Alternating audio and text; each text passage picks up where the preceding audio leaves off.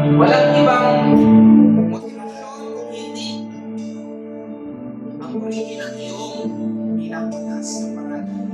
Makita ka naman sa aming buhay. At ang pagsamba namin sa umagang ito, Panginoon, ay dalangin po namin magsilbing mapangong samyong offering na aakyat sa iyong trono, Panginoon, at pagpalain mo ang bawat isa po sa amin. Dalangin po namin, Lord, na hanggang sa katapusan ng gawain ito, kasamahin po ninyo kami. Sa pangalan ni Jesus.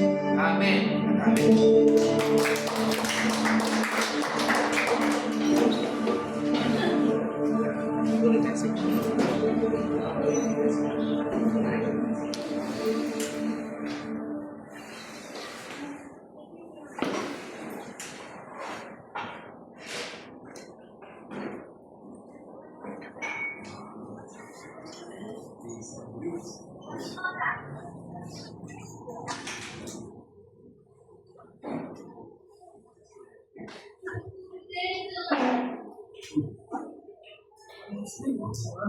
Alright, magandang tanghali.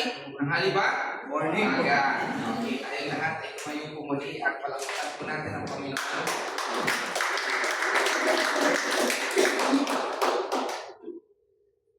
Tayo po sumaglit na manalangin at hingin po natin ang paggabay ng Panginoon sa ating pong pag-aaral ng Kanyang salita sa umaga pong ito. Panginoon, amin pong hinihiling ang pagsama ng iyong banal na Espiritu. Ako na iyong gagamitin, gawin mo lamang po ako iyong ambassador. Gamitin mo lamang po akong representante ng iyong hari at dito sa lupa. Kung may nakikita kang anumang karamihan sa akin, linisin mo ako, Panginoon, upang maging epektibo po akong mensahero ng iyong salita. At akin pong idinadalangin na tulungan po ninyo ako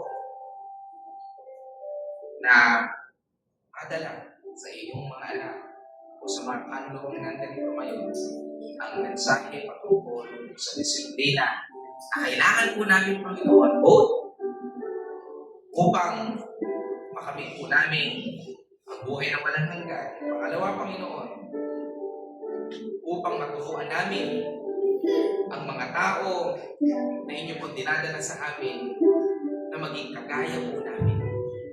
We pray, Lord, ang training ng to sa umagang ito ay maging bahagi po ng aming buhay. Purihin at sambahin sa makapangyarihang pangalan ni Jesus. Amen. Amen.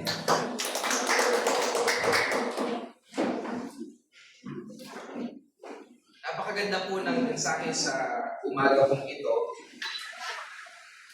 Ang series po natin, next month of February, ay mayroong tema na what it takes to prepare.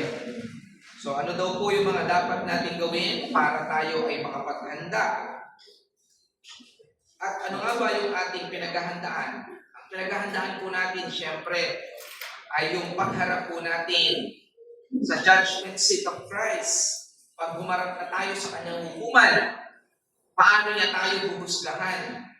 Ano kaya yung husgahan na ibababa sa atin ng Panginoon? Ito ba ay akwitan? O ito ba ay guilty beyond reasonable doubt? Hindi po ako nananakot dito, no? Last week, dalawang side of the coin sa aking nakita. Yung isa, ang aming opisina ay Defense Counsel. Nakita namin yung kliyente namin na nakulong for 3 years dahil hindi po siya pwedeng piyansahan, capital crime.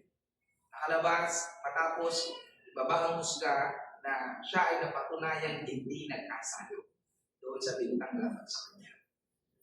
21 years old nang pumasok sa kulungan, 24 nang lumabas. 3 taong nagnanangis o nananangis sa loob ng kulungan. After 3 years ng trial, at last, bumaba po ang husga at siya'y napatunayang hindi nagkasala at siya ay lumaya. Makikita mo yung luha, hindi lamang sa kanya, nandun yung kanyang nanay, kanyang mga kapatid, tiyuhin.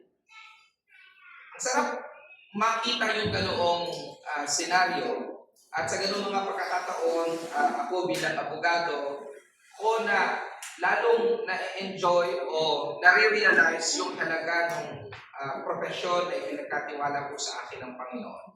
Yung isa naman pong senaryo, kami naman yung taga-usig, private prosecutor. Ilusig namin ang isang tao sa kasalanang pagtatangkang pagpatay. Sa loob din po ng 3 taon, pareho ay nagpatuloy ang kaso at sa dulo, napatunayan na yung aming inusig ay nagkasalanan. At siya ay inuslangan na makulong ng 6 na buwan, 1 araw hanggang 4 na taon. Yung ganitong mga senaryo po sa mga hukuman sa lupa ay maaari po natin makita. Actually, general public ay allowed na pumasok po sa mga korte. So, Manila City, tamang korte po dyan, wala kayong ginagawa, nag-work ka, minsan subukan mo pumasok para makita nyo how intense, especially kapag ka po merong baba ng hatol. Para alam po natin yung pakiramdam na ganito pala kapag ka umaharap ka sa husgado o sa hukuman. Alam po ba ninyo na tayong lahat, darating ang panahon, tayo ay haharap din sa hukuman. Pero yung hukuman po na yun, yun yung tinatawag na judgment seat of Christ. Si Kristo ang buhusga po sa atin. Yung unang pagparito ng ating Panginoon, siya ay tagapagligtas, siya ay nagturo ng aral, nagdisipulo, nag-train. At itong mga disipulo na tinrain na ito, sila yung nangaral, nagbigay ng kanilang buhay, at nagsalin ng mga katuruan na nakaabot maging sa ating kapanahulan. Kaya po kayo nakupo dyan. Dahil yan sa Panginoong Hesus. Pero sa pagbabalik po ng Panginoong Hesus, magbabagong anyo na po siya. Hindi na po siya tagapamagitan. Hindi na po siya abogado. Siya po ay hukom na. Kahapon po, last night ng burol o lamay ng aking pong pamangkin sa pinsan. Cancer survivor, should I say cancer patient. Siya ay 5 years old nang magkaroon po ng cancer sa dugo, leukemia. At last week, siya po ay umuwi na sa Panginoon. At nagpapasalamat ako dahil itong batang ito sa murang edad, kaya yung mga batang nandirito, hindi aksidente na kayo nandirito. Dahil yung pamangkin ko, 8 years old, kinilala niya ang Panginoong Hesus sa kanyang buhay. At doon nga sa service, sabi ko nga, tinawag ko yung kanyang lola kasi lola talagang nag-alaga. 3 taong tumira po yung sa ospital sa Green City Medical Center sa San Fernando. Chemotherapy siya. Tinawag ko yung aking tita, tinanong ano yung itinuro nung sitwasyon na yon sa kanila, pagamat yun ang naging ending namatay yung bata. Sabi niya, tinuruan kami ng aking apo na sa kabila ng pagsubok ay magpasalamat pa rin sa Diyos. Kasi yung apo po nilang yon, sa kabila ng nararamdaman po niya sa kanyang katawan, hindi mo siya kakakitaan ng pagkakinis. Sa mga matatanda, minsan pagka may sakit, kung sino pa yung matanda, alam ko, masakit. Pero iba kong bata ito, siguro nag-aalaga na kayo ng mga may sakit, hindi man sobrang tanda. Dahil sa nararamdaman nila, minsan irritable sila. Yung iba nga yata, nang babato pa. Diba? Inaalagaan na lang, sila pa yung galit, pero itong bata po na to. I for one, isa po akong witness na hindi mo siya kakakitaan ng ganung klase ng pagkabalisa. Pagka nga po a-admitin niyo, siyempre, nangailangan sobrang laking pera dahil leukemia ang kanyang sakit. Sabihin niya pa sa lola niya, kahit hindi niyo na muna ako pa-admit, kaya ko pa. Pero siyempre, hahanap ng paraan ng kanyang lola at ipa-admit din siya. And then, last Tuesday, yung leukemia po kasi niya, last stage na, yung pinakamataas na, umakyat na sa ulo niya, nabulag na yung kanyang mga mata, wala na siyang makita. Yung kanyang Nagkaroon siya ng bukol sa loob ng sa tiyan, and then inaisip, tinubuhan, wala na. So, kagabi po yung huling lamay, mamaya alas 3 po ang bibig niya dito sa Magalang Memorial Park. So, kami po ay dadalo po doon at inilingkod ang mag-officiate ng burial po niya. So, anong relasyon nung kwento ng aking pamangkin sa ating pong series this month of February? What it takes to prepare. Ano yung kailangan natin para mag-prepare? Hindi ko po i-means, ibig sabihin, hindi ko po i-sugar ko. Direct akong sasabihin po sa inyo. It takes a lot of courage and sacrifice to prepare before the coming of the judgment seat of Christ. Marami ka talagang gagawin. We have to push you. Kailangan po namin kayo i-push at kami din. Kailangan din po namin i-push ang aming mga sarili. Nagkagaya ni Apostol Pablo, sabi niya, yung tinuturo namin sa inyo, ipinamumuhay din namin. Kasi sabi niya, baka kami mismo ma-disqualify. Ma-disqualify saan? Doon sa hinahanap po nating buhay na walang hanggan. Huwag po natin gawing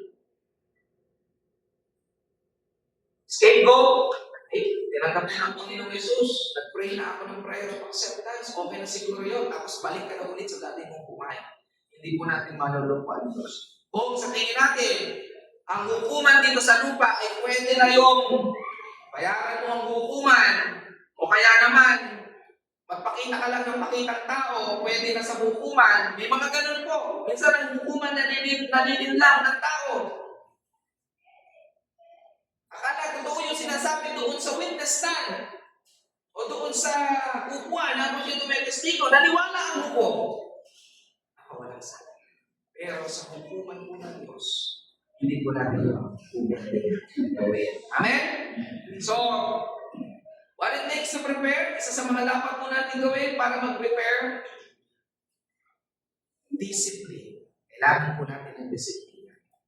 Okay? So, atin pong buksan ang ating mga Biblia sa aklat po ng Hebreo 12. Okay? Hebrew. Book of Hebrew, chapter 12. At basahin po natin yung ating main text na ating pong matatagpuan sa verse 5 hanggang verse 8. Babasahin ko po sa salin ng aking Biblia kung nakita na ninyo. Doon sa verse 5, ganito po ang sabi, nalimutan na ba ninyo ang panawagan ng Diyos sa inyo bilang mga anak niya? Mga salitang nagpapalakas ng loob. Anak ko, huwag mong baliwalain ang pagtutuwid ng Panginoon at huwag kang panghihinaan ng loob kapag ikaw ay dinidisiplina niya. Sapagkat dinidisiplina ng Panginoon ang mga minamahal niya at pinapalo ang itinuturing niyang anak. Tiisin ninyo ang lahat ng hirap tulad ng pagtutuwid ng isang ama dahil ito'y nagpapakilalang kayo'y tinatanggap ng Diyos bilang tunay niyang mga anak. Sinong anak ang hindi dinidisiplina ng kanyang ama? Kung ang pagdidisiplina na ginagawa sa lahat ng anak ay hindi gagawin sa inyo, hindi kayo tunay na mga anak, kundi kayo'y mga anak sa labas. Purihin po ang pagkabasa ng salita ng Panginoon. Despise ng discipline, yan po ang pamagat ng ating pong mensahe sa umaga pong ito. O sa Tagalog, huwag mong hamakin ang pagdidisiplina ng Diyos.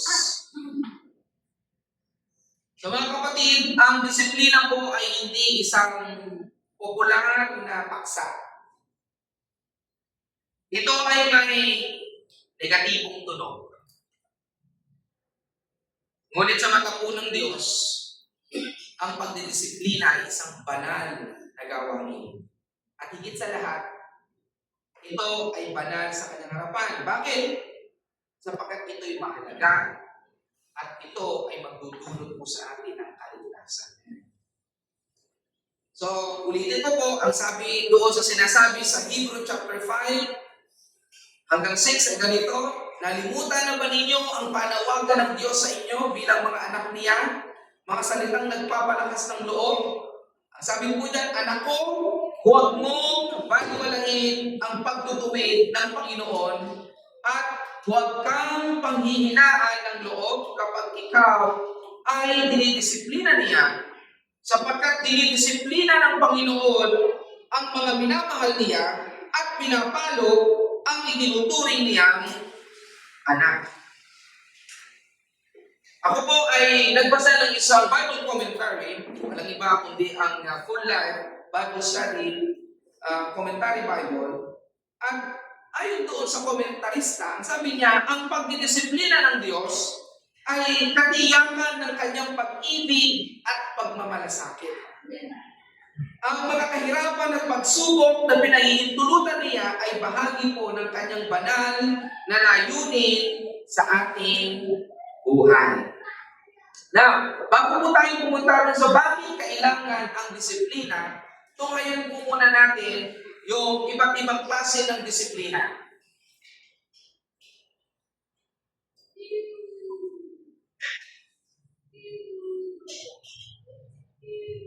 Yan. Ang sabi po dyan, kung atin pong babasahin ang matandang tipan, yung iba't ibang klase po ng disiplina sa Biblia, meron pong people or race. Mababasa po natin yan doon sa Leviticus 26:18 to 20. And in summary, ang sabi po dyan, and if in spite of this you will not listen to me, then I will discipline you again, sevenfold for your sins.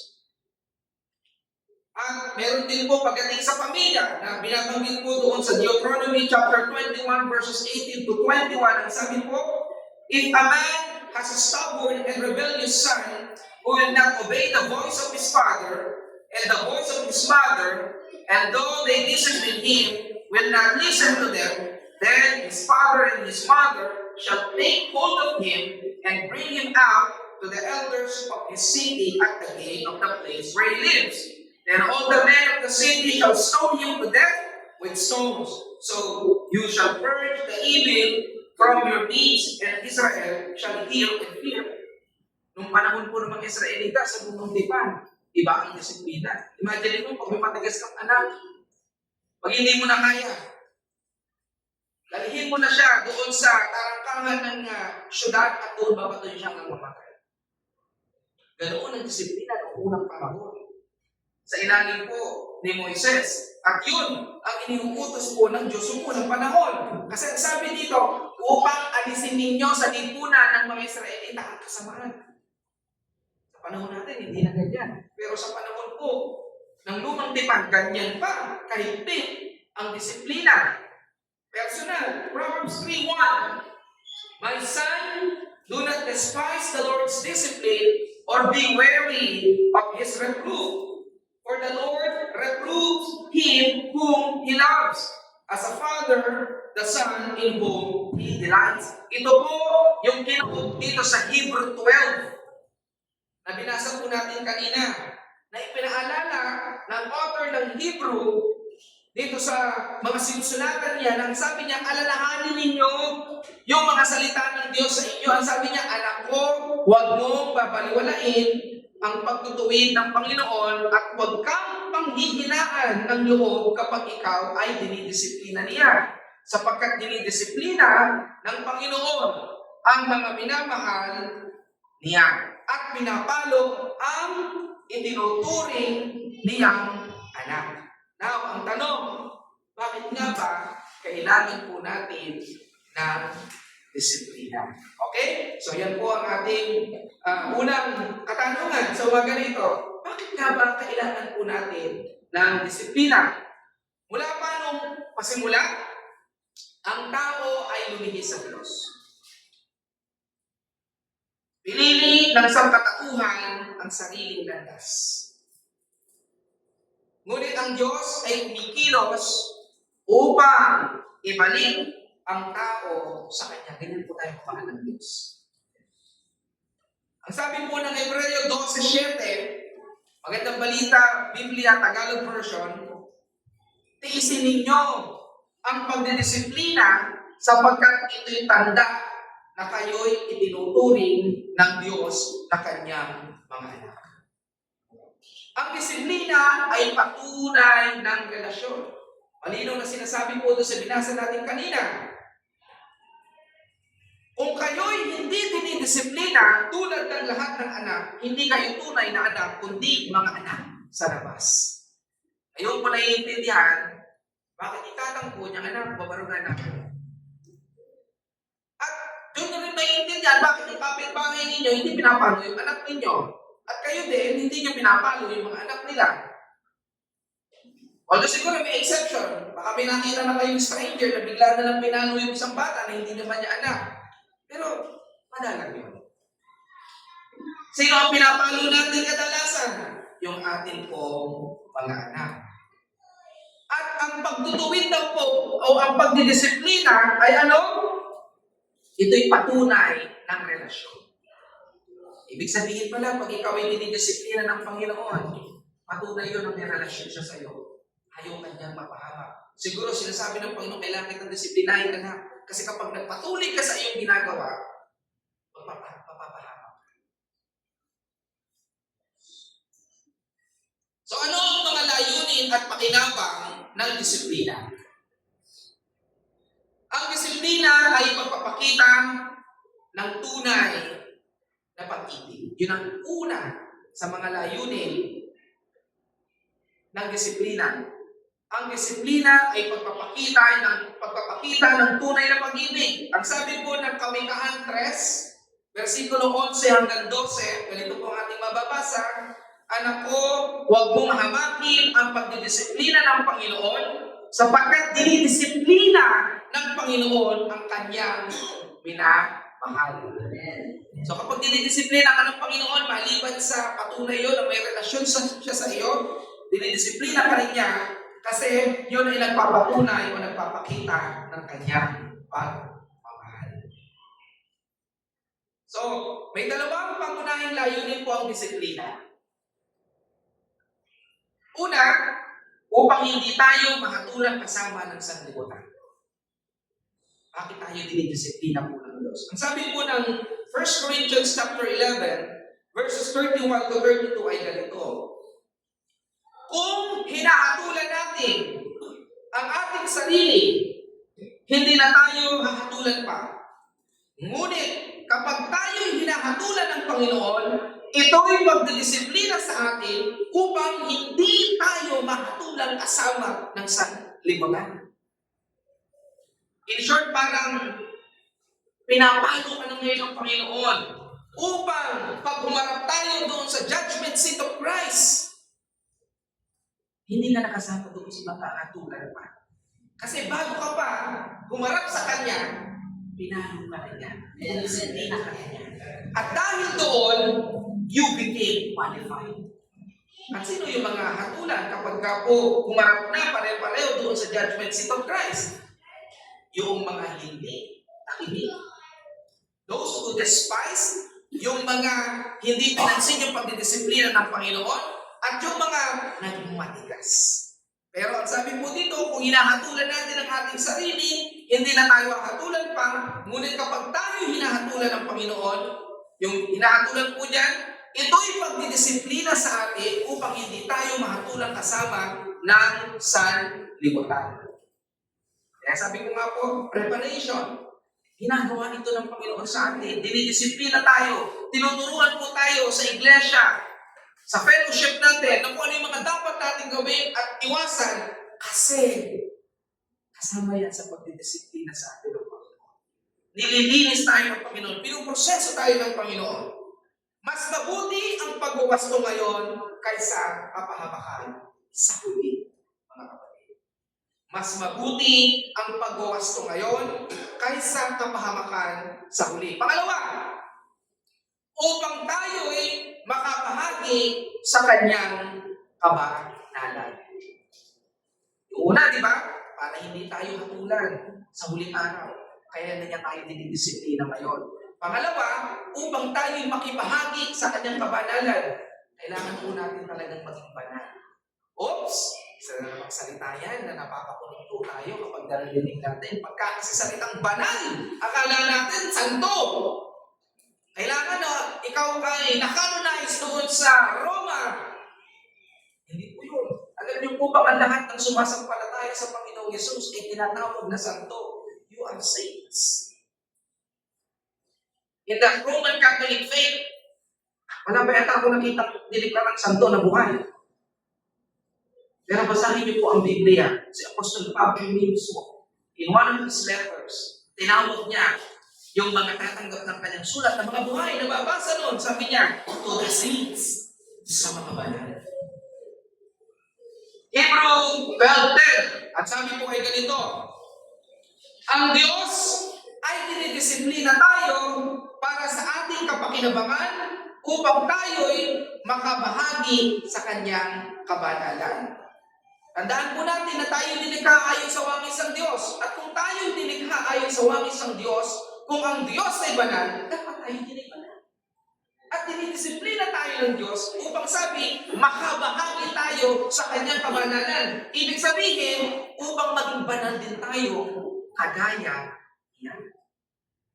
Kung walang kabanalan, sabi ng Hebrew 12:14, maging banal sapagkat kung walang itong kabanalan, ito'y walang, sapagkat kung wala, ito'y walang makakakita sa Panginoon.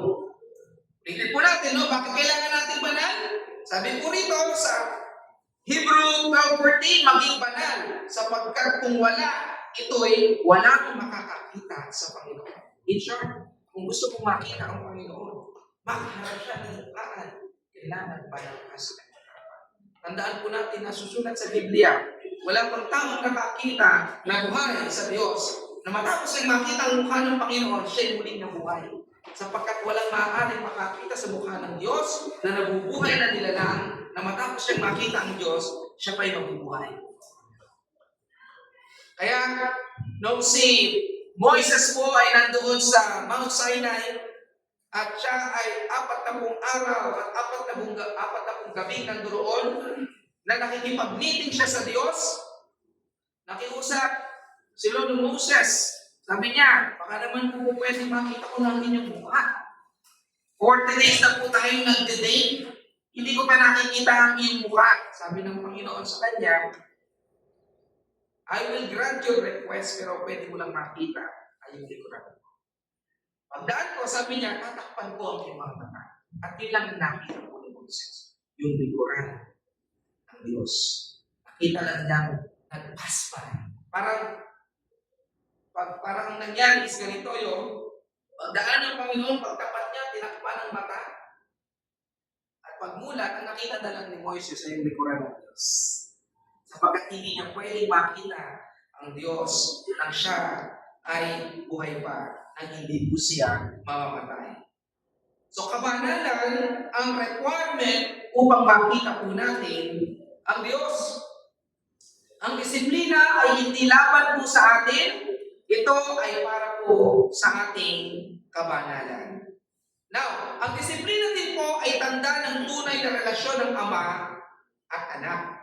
Ang sabi po ng Hebrew 12:7 ay ganito, sapagkat sinong anak ang hindi dinidisiplina ng kanyang ama? Ang disiplina ay tanda na ikaw ay anak, hindi palabas lamang. Ang sabi po ng Kawikaan 22:15, ang kamangmangan ay nakatali sa puso ng bata, ngunit ang pamalo ng disiplina ang mag-aalis dito. Doon sa mga nanay. Hindi naman po talaga totally masama ang pamamalo sa mga tatay. Kasi ang sabi po ng Kawikaan 22:15, ang kamangmangan daw po, yung foolishness, ay nakatali sa puso ng bata. Parang pag ang bata, likas na siya ay magmahal. Kasi nga wala pang alam. Ngunit ang pamalo ng disiplina ang mag-aalis nito. Ibig sabihin, para maalis yung kamangmangan sa anak mo, minsan paluin mo. Huwag naman po na darating sa punto na magkakasala kayo ng RA 7610 for physical abuse. Huwag naman po makapalo ka kung ano madampot mo, ipapalo mo sa kanya. Huwag ganon. May tamang disiplina. Kasi maging ang Biblia ay tinuturo po yan at sa simbahan po natin, itinuturo po natin na kung kailangan po natin paluin ang bata para siya ay maituwid, ituwid natin. Kasi sinasabi ng Biblia, ang nagsasabi mismo ito ay hangin ng ating pananampalataya, ang bata, nakatali sa puso niya yung kamangmangan. Pero yung pamalo daw ng disiplina, yun ang nag-aalis dito sa kanya. Pero tayo rin po ay may kamangmangan sa puso, kaya tayo itinutuwid ng Diyos. Sa mata ng Diyos, tayo anak niya, siya ang ating ama, at pag may nakikita siyang kamangmangan sa atin, pinapalugyan tayo. Hindi niya yun pinapalagpas. Hindi ko mo ikaw ay Kristiyanong naturingan, hindi ko mo ikaw ay pastor, hindi ko mo ikaw ay lingkod ng Panginoon, hindi ko mo ikaw ay leader sa church, o kung ano bang posisyon mo sa iglesia, eh hindi ka papaluin ng Panginoon. Walang exempted. Pag may nakita ang Diyos sa atin, na kamangmangan, asahan mo dahil mahal ka ng Diyos at may relasyon ka sa Kanya, at tunay yung relasyon mo sa Kanya, kasunod niyan pamalo. Kasi itinutuwid ka ng Panginoon. Ang disiplina din ay daan ng buhay sa mundong ito. Tandaan po natin, ha? CJ, tandaan natin, habang tayo po ay nag-prepare doon sa karya ng langit. Araw-araw pa rin tayo nagigising sa mundong ito. Araw-araw mo pa rin kasama yung iyong kapitbahay. Araw-araw ka pa rin pumapasok sa opisina kung ikaw ay mayroong regular na trabaho. Araw-araw ka pa rin nagnenegosyo. In short, buhay ka habang hinihintay mo ang pagbabalik ng Panginoon. O buhay ka habang hindi pa oras para humarap ka sa hukuman ng Panginoon. So, ang disiplina ay daan ng buhay sa mundong ito. Gawin natin. Kaya tayo dinidisiplina. Kawikaan 6:23, ang utos ay ilaw at ang aral ay tanglaw. Ang saway ng disiplina ay daan ng buhay. May nagawa kang mali. Dilubid ka ng Panginoon. Dahil pinalo ka ng Panginoon, hindi mo na iulit. Ay, hindi mo na yan gagawin ulit. Kasi minsan nagawa ko na yan at pinalo ako ng Panginoon. O kaya naman, yung palo kasi ng Panginoon minsan, iba-iba ang mukha eh. Alam mo nang mali, ginawa mo pa, at dahil doon, nakaranas ka ng hinagpis. At na-realize mo na, ay, yun pala yung palo ng Panginoon sa akin. Dahil doon, hindi ko na ito gagawin. Ano pa? Kawikaan 12:1, ang umiibig sa disiplina ay umiibig sa kaalaman. Ngunit ang namumuhi sa saway ay hangal. So kapag ikaw pala yung taong iniibig mo yung disiplina ng Panginoon, yung pala yung nagpapakita sa atin po ng karunungan. Tandaan po natin sinasabi ng Proverbs, ang pasimula ng karunungan ay ang pagkatakot sa Diyos.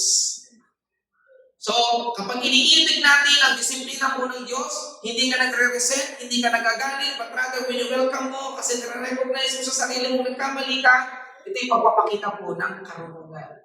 Kasi pagpapasakot mo yun sa Diyos. At sa Kawikaan 5:23, mamamatay siya dahil sa kakulangan ng disiplina, dahil sa kanyang labis na kamangmangan, siya ay naligaw. Itong Kawikaan 5:23, yung first statement, grabe, mamamatay siya dahil sa kakulangan ng disiplina. Pag wala pala tayong disiplina, pwede natin ikamatay. Pwede palang magbungay ng kamatayan sa atin. In Romans 6:23, sapagkat ang kabayaran ng kasalanan ay kamatayan. At pag wala tayong disiplina, lagi tayong gumagawa ng kasalanan. At kapag ikaw ay gumagawa ng kasalanan, Romans 6:23, ang kabayaran nito ay kamatayan. So totoo yung sinasabi ng Kawikaan 5:23 na mamamatay siya dahil sa kakulangan ng disiplina. Dahil sa kanyang labis na kamangmangan, siya ay naligaw. Ang taong mangmang, ito yung taong walang alam. At tayo bilang mga Kristiyano, ano ang dapat na nalalaman natin? Dapat nalalaman natin yung salita, aral at utos ng Panginoon. Paano natin yung malalaman? Pagpunta sa simbahan? Oo, pero higit sa lahat mga kapatid. sa pamamagitan ng iyong personal intimacy sa Panginoon.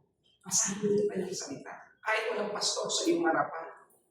Ang mga lingkod ng Panginoon, ang mga disipulo ng Panginoon, ang mga leader ng simbahan, nandyan lang para puwersahin ka. Pero kapag hindi na namin kayo kasama, may obligasyon kayo sa inyong sarili na saliksikin ang salita ng Panginoon. Para malaman natin kung ano yung dapat po natin iwasan. Bigyan ko kayo ng praktikal na halimbawa. Alam niyo bang sa Proverbs o sa Kawikaan ay pinagbabawal ng sumulat ng Kawikaan at ito'y dahil bahagi ng salita ng Diyos, ito'y pinasihan ng Diyos. In short, ang Diyos din mismo ang nagbabawal. Alam niyo po ba na huwag tayong maging garantor ng utang ng iba? Utang na loob. Pag hindi nakabayad yan, ikaw magsisingil. Kristiyano ka, bakit ako nagbabayad, Pastor? Yung asawa ko tuloy galit na galit sa akin. Isang linggo na akong diniligi mo. Tapos nag-ripple effect na. Nasira na yung buhay niyo sa isang pagkakamali lang. Pastor, hindi ko yun alam. Kasi hindi mo binabasa yung Kawikaan. Ang sabi ng Kawikaan, huwag kang gagarantiya sa utang ng iba. Utang na loob. Hindi mo yun alam. Hindi niyo po ba alam na nakasulat siya sa Kawikaan? Basahin niyo po ang Book of Proverbs kahit 1 chapter a day. 28 chapters lang po yan. In 1 month, kaya niyong basahin niya ng buo. 1 chapter a day. Makakakuha po kayo ng practical wisdom. Nakasulat po yan sa Biblia. Nakasulat din yan sa Biblia. Sa Proverbs, sinuturuan tayo ng mga practical application.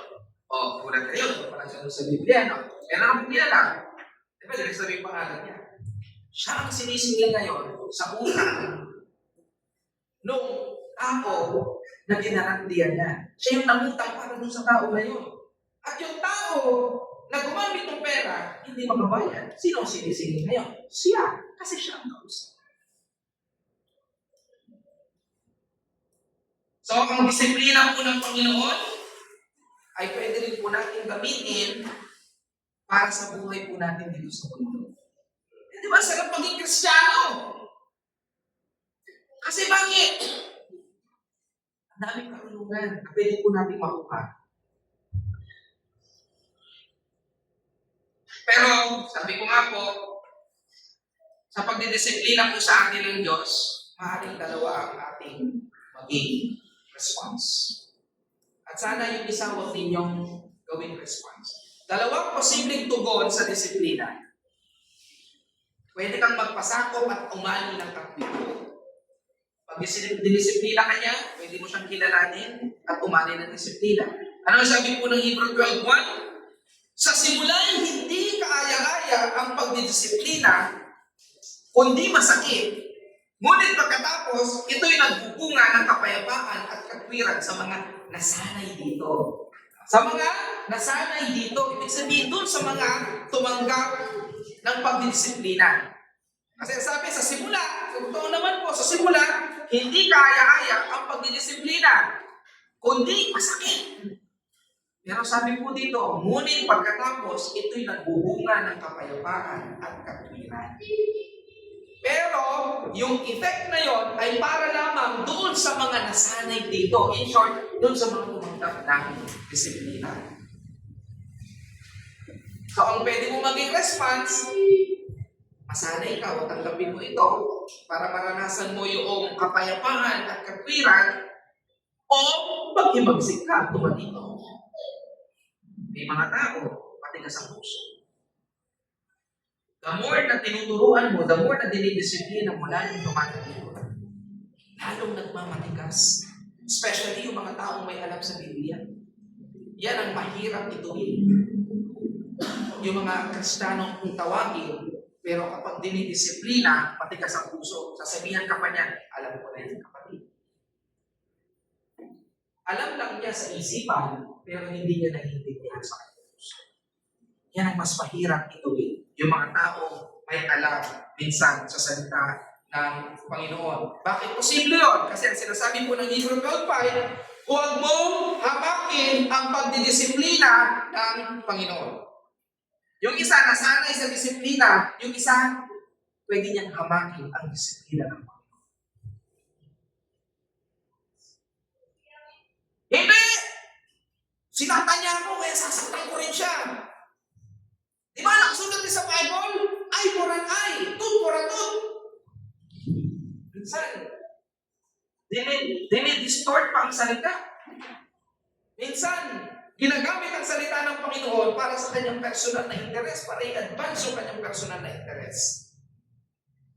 Pero ang title po ng ating mensahe, huwag nating hamakin ang disiplina ng Panginoon. Sana hindi po tayo sa number 2. Kaya tayo nandito. Kasi tinuturuan tayo na pag dinisiplina tayo ng Panginoon, tanggapin natin yung disiplina ng Panginoon.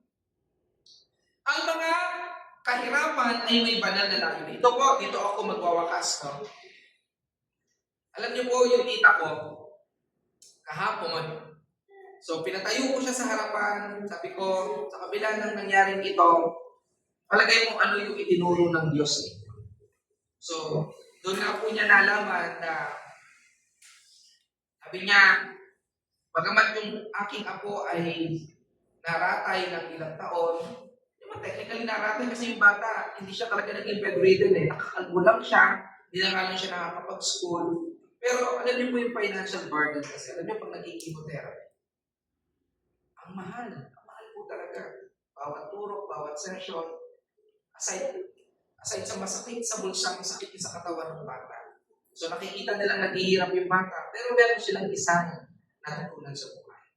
Ang natutunan nila na yung kahirapan na yun, meron pala itinuturo sa kanila. Sabi nga niya, maaaring ibinigay ng Diyos yung bakit yun sa kanila, at maaaring pinahintulutan din ng Diyos na mangyari yung pagkakataong iyon sa apo nila kasi may banal na layunin niyo sa buhay.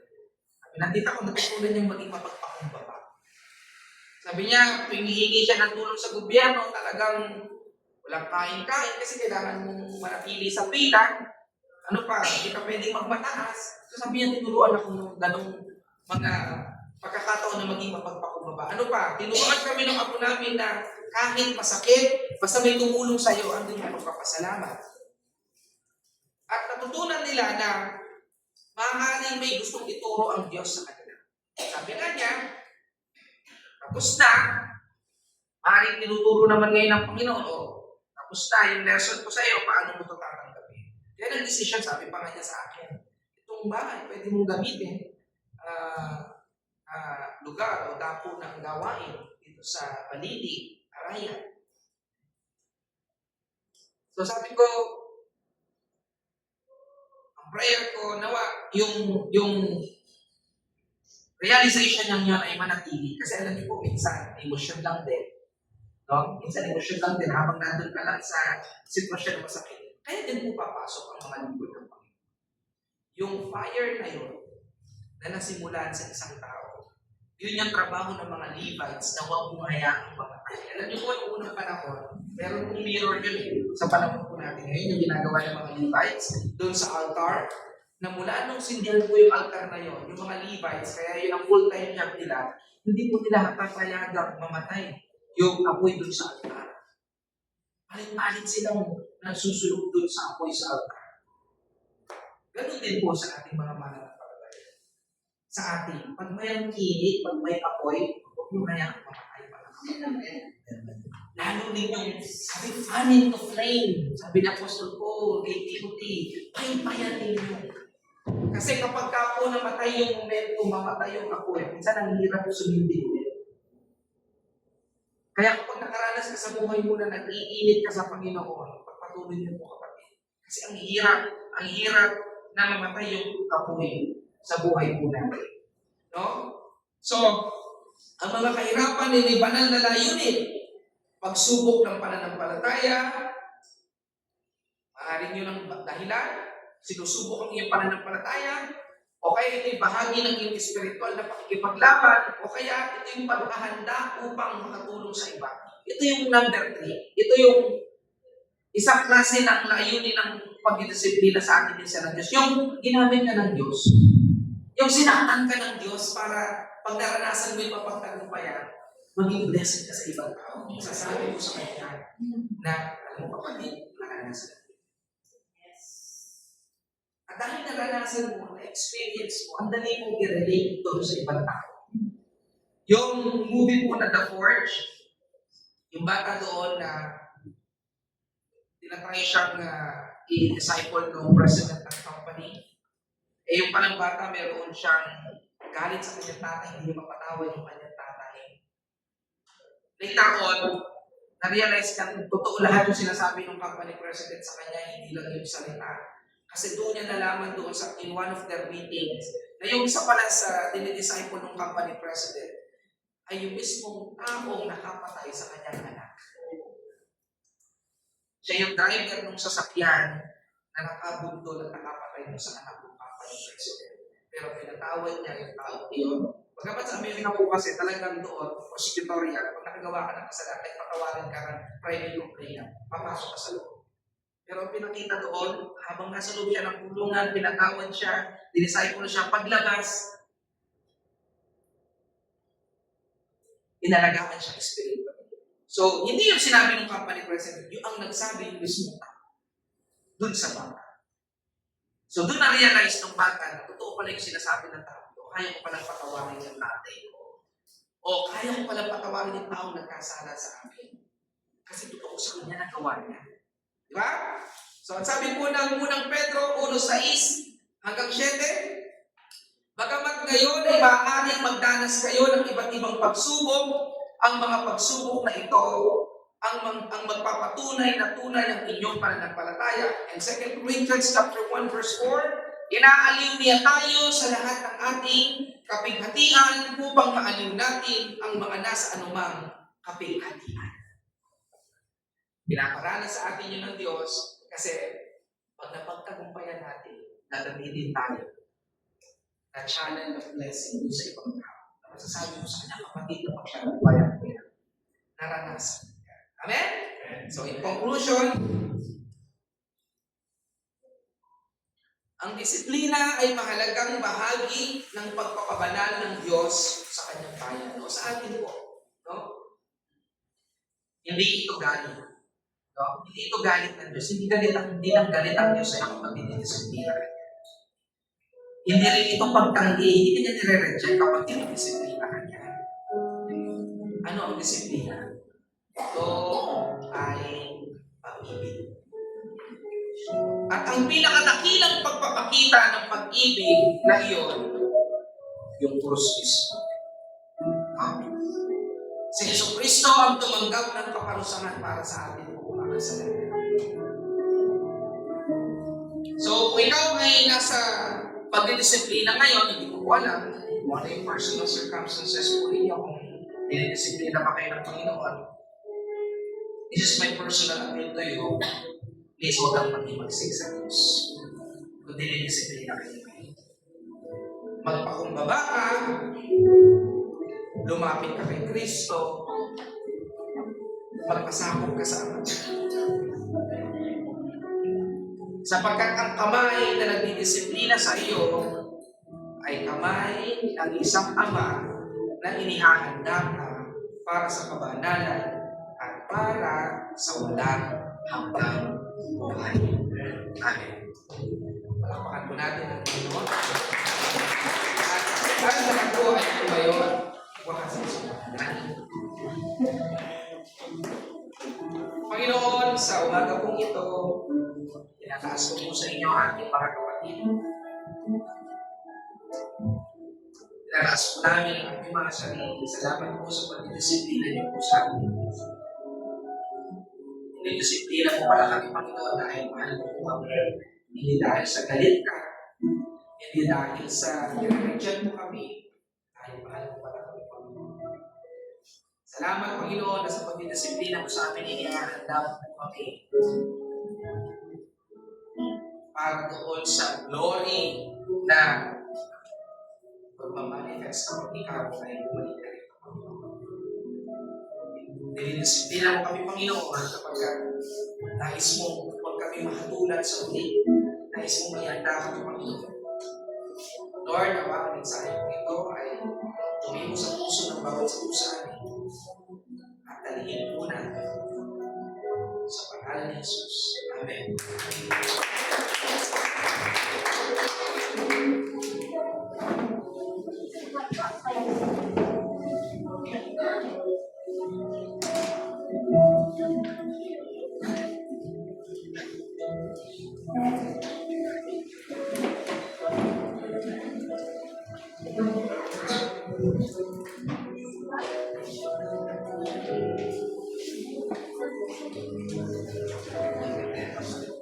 Praise Hallelujah. Nabusog po ba ang lahat? Hindi pa physical na pagkabusog mga spiritual na pagkabusog na muli ay natuto na naman tayo sa salita ng Panginoon sa araw na ito. At muli sa pagkakataon ito ay tayo naman ay magbabalik sa Kanya na pasasalamat through our tithes and offering. So, lahat ba natuto ng pag-disiplina? Isa doon sa type of biblical discipline ay para sa mga tao. Diba? Kapag kailangan sa Leviticus. So, ngayon po, muli sa book of Leviticus po ay meron isang unas ng Panginoon na part of spiritual discipline natin sa atin. Sabi dito sa Leviticus 27:30, lahat ng ikasampung bahagi, maging binhi o bunga ng pananim, ay nakalaan kay Yahweh. Kung nais tumubos sa alinman sa kanyang ikasampung bahagi, babayaran niya ito ayon sa ipinakakalaga ito. Maliban pa sa dagdag na ikalimang bahagi ng halagang iyon. So, ibig sabihin, kapag ikaw pala bilangin mo yung 10% mo sa Panginoon, makuha ka lang yun kung may babalik mo yung another one fifth, so 20% na, diba, tutuloy. No? So, doon pa lang, no, may pag-iipit na sa pagbibigay ng ikasampo, hindi natin mababawi naman ibigay na natin sa Panginoon. So, third verse 22, isa sa bawat sampung alagang hayop ay nakalaan para kay Yahweh. Mabawang ikasampung kupa o baka na mabibilang ay para kay Yahweh. Doon pa lang sa turo sa akin kanina, no? Sabi na doon, yung discipline is a manifestation of true love and acceptance. So yung word na acceptance, nakita niyo, palit lang. Pero napakalaki ng ibig sabihin ng acceptance. Acceptance, ibig sabihin, we acknowledge God and His wisdom sa buhay natin. So yung acceptance naman dito no, sa spiritual living natin, ito yung ina-acknowledge natin si Lord na siya ang may-ari ng lahat, hindi tayo. Diba? So, there is one way of acceptance na mas madali mo maibibigay ang ikasampung bahagi kung tanggap mo ng bukas sa puso mo, sa isip mo, sa puso mo, na siya ang nagmamayari ng lahat at hindi tayo. So, sa verse 23, hindi iyon dapat suriin na may-ari kung masama hindi. Hindi iyon maaaring palitan. At kung ito'y mapalitan naman, bakit pinalit? Ay pinalitan ay pareho ilalaan sa Yahweh. Hindi naman tubos ng mga. So, lahat po ng mga meron tayo na kaya natin sa Panginoon. Yung 10% na yan, kung hanggang ngayon, hindi pa natin natutunan sa mga sarili natin, yung disiplina na pagbibigay ng ating ikasampung bahagi. So ngayon pa lang, gusto kong i-share sa inyo na sinabi natin na ilaan yun para sa Panginoon. Gaya ng maikwento ng husband yung bahay na nagkaroon ng cancer. Nung nakaraan, pinag-uusapan namin yung tungkol dito sa giving. Giving is not only usage. Yes, we have tithes and offerings. Yung tithes natin, we're giving the 10%. Yung natin, alam nyo, kasi natin i-share yan sa mga tao. Kami bilang asawa, talagang siguro kahit hindi pa kami mag-asawa, talagang disiplina na natin yung pagbibigay ng life offering sa church. So, tinutukan namin yung mga sarili namin personally on giving. So, doon namin nakatunayan yung panamaan ng Panginoon sa buhay natin. Sabi nga namin, hindi niya kami pinagkulang. And every time, hindi kasi kami matugulo. So, kung mapapansin ninyo, actually, bakit namin binigyan ng story, binigyan. Simple lang, pero yung sasakyan namin, hindi yan radyo. Sakto lang din na meron nagpo-provide. Yung lahat ng meron kami ay tinatsaga namin dahil naniniwala kami na yung mga blessing na ibinibigay ng Panginoon, hindi lang para sa akin. Ang mga blessing na meron kami ay nalalaman na ibahagi sa ibang tao. So whenever na meron wala sa amin, in case of emergency, and depende sa pangangailangan, talagang tinutulungan ko. At dahil naniniwala kami na para doon yung biyaya na binibigay ng Panginoon. So, kung lalapit kayo sa amin para sa kapitsuhan or hindi namin tinutulungan. Para sa pangangailangan, para sa kakang-glorify ng Panginoon, kapag ibang tulungan natin. So, you know, yung disiplina na itinuro sa amin ng Panginoon, yun din yung gusto namin ituro sa mga anak namin. At maging sa mga miyembro ng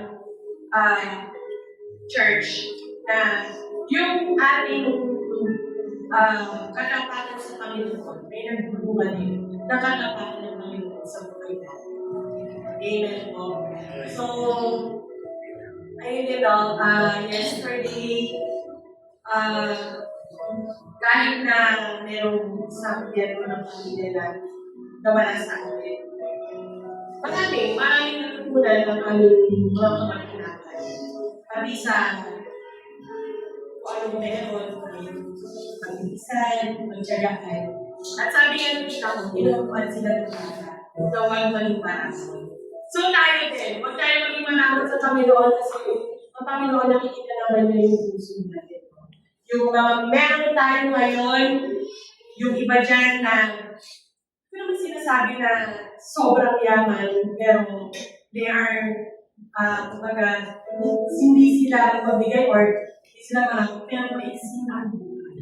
Kung ano ang meron tayo ngayon, hindi natin yan may pagmamalaki sa Panginoon. Kaya, kung anong meron tayo, sikapin natin na maibalik sa Panginoon yung nararapat para sa kanila. No? So, yun po mga kapatid. And ano yung answer prayer? Namin sa prayer. No? So, praise God.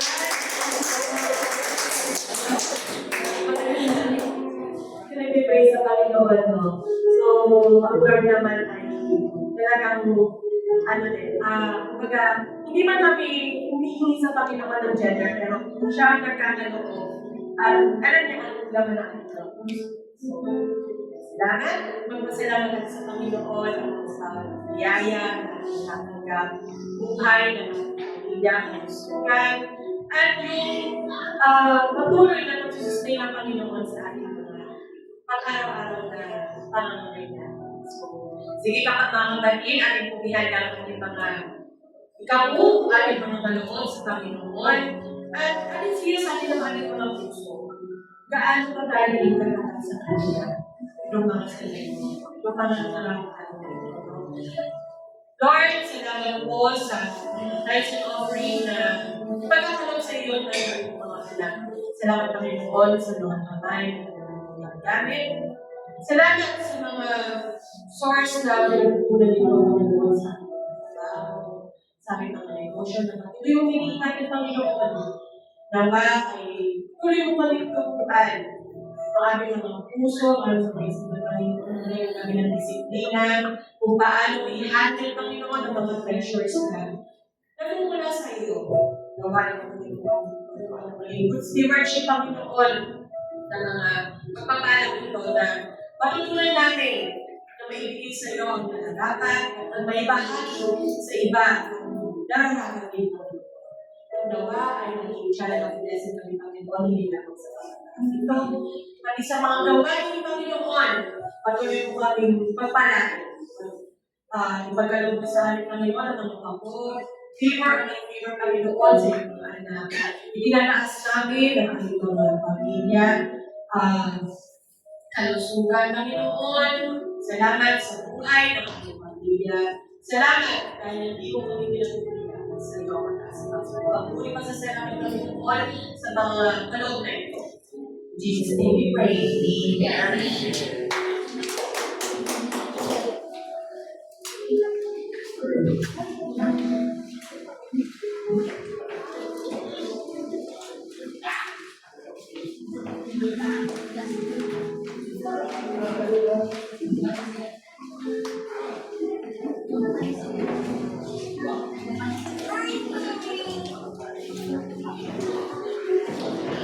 Alright, tayo po ay magwawakas sa isang panalangin, pero just a sort of announcement din po, ano? So, beginning March, sama niyo po sa panalangin. Magkakaroon po tayo na ng gawain sa Magalang. Kami po ay with Leap of Faith, no? Yung opisina po namin, may katabi po doong unit na nagpukas at conducive siya for fellowship. So, maliit na pero pag-pray po natin na ito ay magamit na lugar para po may makakaluluwa na mas malapit pa po tayo sa Diyos. No? So, ang gawain po na ito ay pagtutulungan po natin sapagkat tayo ay one body of Christ. Amen? So, panalangin po natin na maging maayos ang lahat, ang preparations. No? So, kakailanganin po namin ang tulong po ninyo ron sapagkat di natin yung kakayanin ng kabila. Amen? So, tayo po lahat tumayo at panalangin. Panginoon, maraming salamat sa katatapos lamang po namin ang gawain. Sa inyo pong pagsama po sa amin, sa inyo pong pagpapakain sa aming spiritually. Panalangin po namin na sa aming pong pagsamantalang pag-uwi, sa aming pong pagsamantalang mga pagtahanan. Ingatan niyo po kami ng mga pamilya darat na po namin. Alam namin paglabas namin ng bahay sa bahay nito, Panginoon. Andiyan na nakaabang ang kaaway. Parang di yung umaatungan at naghahanap o nag-aabang ng kanyang masisina. Pero Panginoon, binigyan mo kami ng kapangyarihan over Satan. There's no more power against us. Kapag kasama ko namin, Panginoon. If God is with us, who can be against us? Pagpalain, Panginoon, ang bawat isa po sa amin at humayong bawat isa po sa amin na bilang ilaw at ising sa lipunan ito. At kayo ang siyang magpalakas po sa amin sa pamamagitan ng mga salita. Let the Comforter, the Holy Spirit, to remind us of all your teachings to us. Pagpalain po kayong lahat at tayo muli ay magkita-kita sa susunod na gawain, Wednesday at saka po Sunday. God bless us all.